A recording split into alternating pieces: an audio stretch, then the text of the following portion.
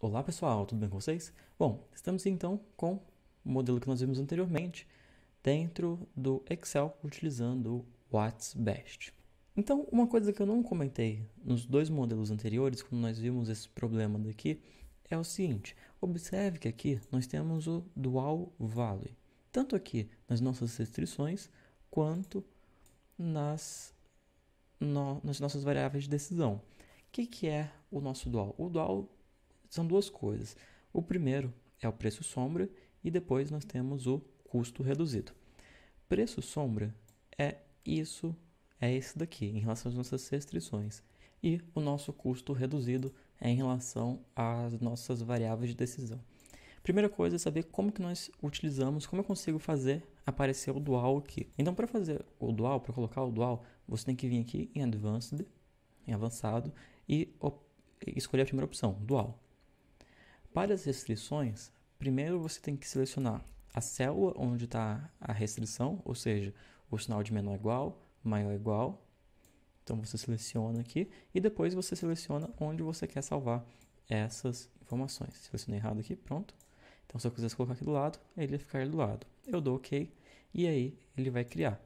Observe então que aqui nesse lado eu tenho exatamente o que eu tinha aqui desse outro lado. E o número que está aqui dentro, ó, é o número que aparece ali. Se eu trocar aqui por 1, ele vai mostrar 1. Se eu colocar aqui 10, ó, ele vai colocar 10. Bom, você não precisa se preocupar, porque esse número ele vai ser atualizado automático depois que a gente solucionar aqui o problema. Bom, em relação às restrições, a gente tem que selecionar então aqui o próprio sinal da restrição.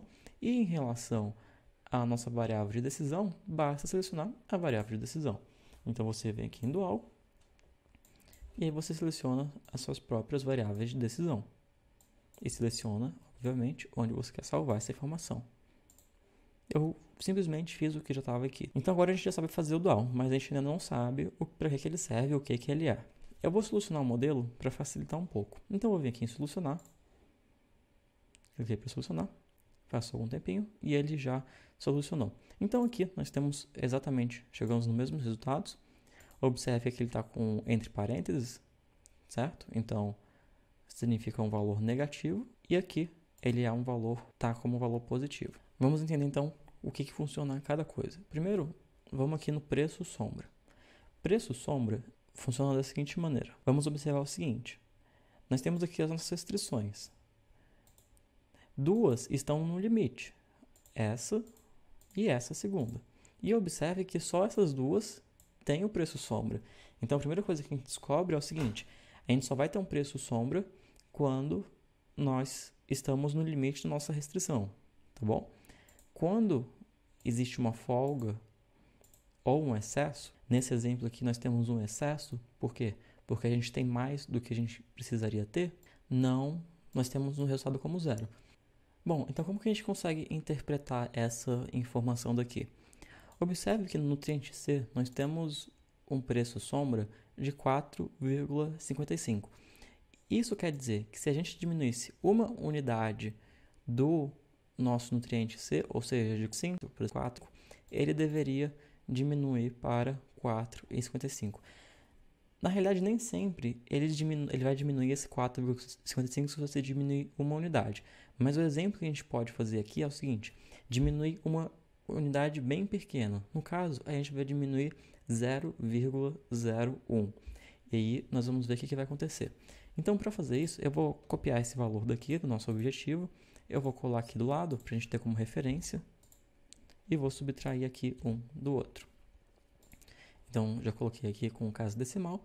E, ao invés de ser 5, eu vou colocar aqui 4,99. Então, agora eu soluciono. E olha só que interessante, eu tive aqui uma redução de 0,0455. Então, como que eu cheguei nesse valor? Eu posso até mostrar aqui, ó, eu reduzi 0,01 vezes 4,55. E isso aqui, deixa eu colocar as casas decimais para a gente conseguir ver, foi exatamente a diminuição que a gente esperava. Mas como que a gente consegue interpretar essa informação? A gente interpreta da seguinte maneira. Se para você custar menos do que 4,55 para você diminuir aqui essa unidade, é interessante que você faça essa diminuição. Em outras palavras, vamos supor, agora você não vai cumprir mais a restrição do nutriente C. Você vai ter um produto talvez de uma qualidade inferior. Mas se o seu custo por isso for menor do que os 4,55, vai valer a pena. Por quê? Porque você vai diminuir o seu lucro, mas o custo que você tem por isso será menor. Então, não será um problema para você. Mas, depende do modelo, é tanto quanto difícil você... Dependendo do modelo, você consegue reduzir até unidades maiores do que a gente diminuiu aqui. No caso, a gente diminuiu só 0,01. Em alguns modelos, você pode diminuir até mais e que ele vai seguir o valor aqui do preço sombra. Isso depende do modelo e de outras coisas. Mas, para simplificar, você interpreta essa informação desse modo. Bom, vamos fazer o mesmo aqui então com a nossa quarta restrição. Então, eu vou voltar aqui para o valor de 5.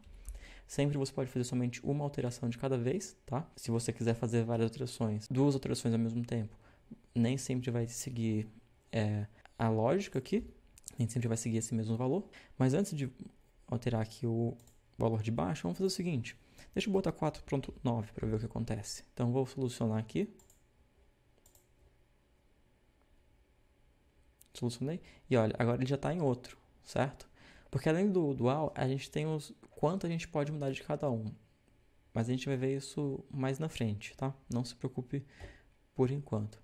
Então, observe que ele já mudou aqui o valor. Antes era 4,55. Agora, só é 0,04. A gente pode até tentar descobrir mais ou menos onde que ele para de mudar. Então, eu vou botar aqui 4,95. Deixa eu solucionar. Ele continua 0,04, vamos ver, 4,97. Botou o 4 na frente. Deixa eu botar aqui 4,97.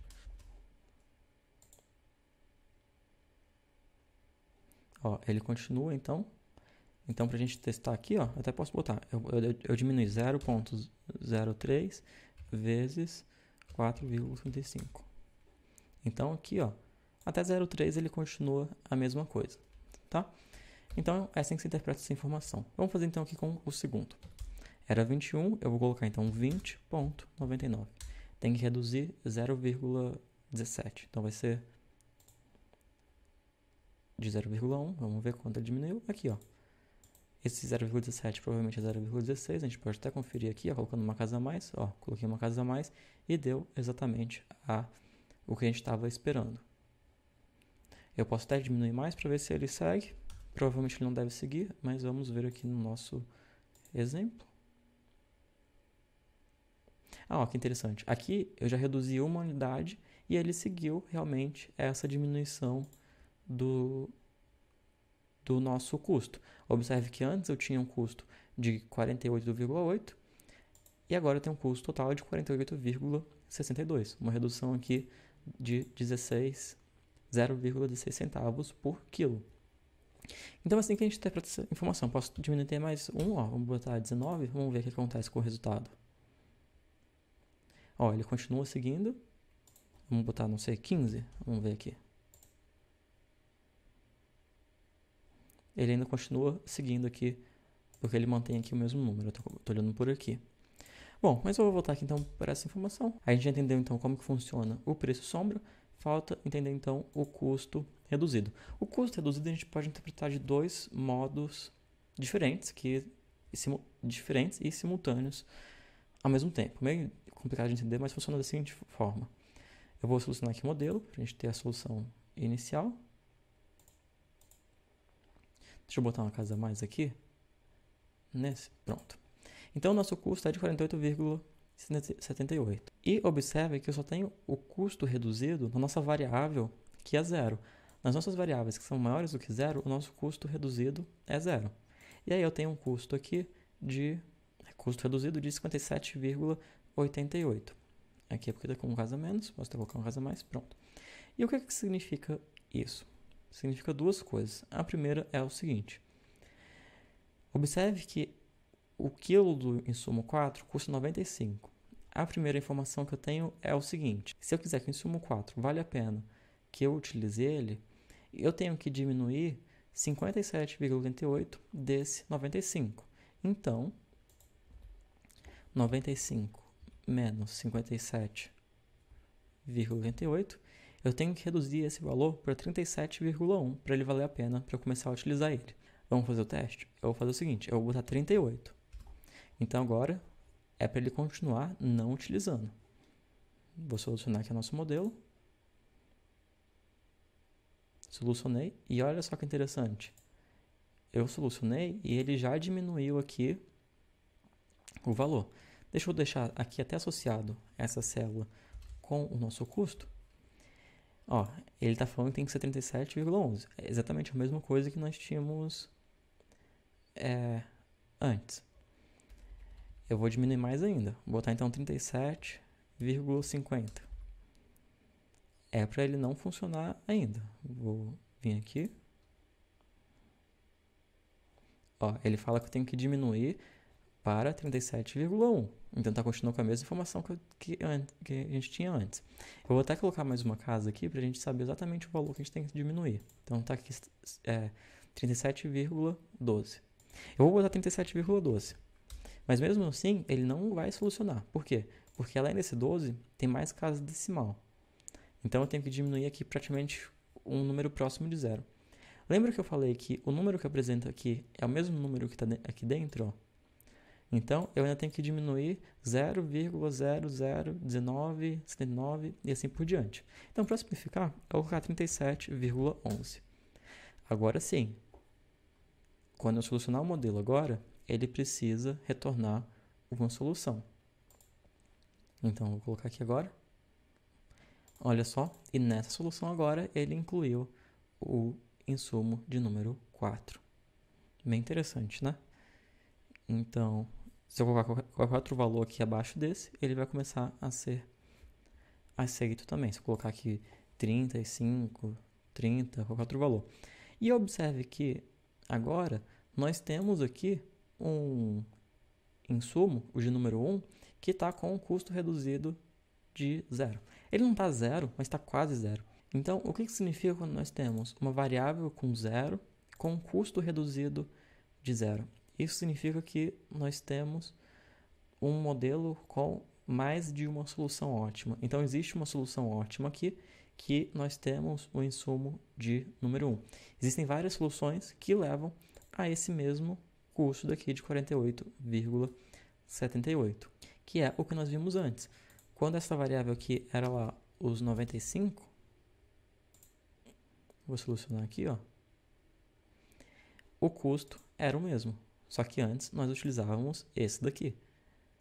Então, vocês conseguiram ver que com o mesmo custo, nós temos então mais de uma variável ótima quando eu alterei aqui esse valor. Bom, mas eu disse que tinha duas interpretações que nós poderíamos ter. Então, a primeira a gente já entendeu. É quanto que nós temos que diminuir no item que multiplica a nossa variável de decisão.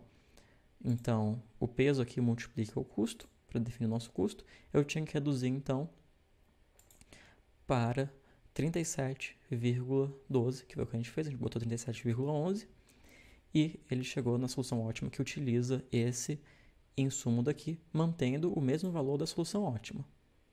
Agora, a segunda interpretação que a gente tem é o seguinte: se eu forçar que ele utilize essa unidade aqui, ou seja, se eu forçar que ele utilize uma unidade dessa aqui, eu vou ter um incremento no meu custo de 57,88.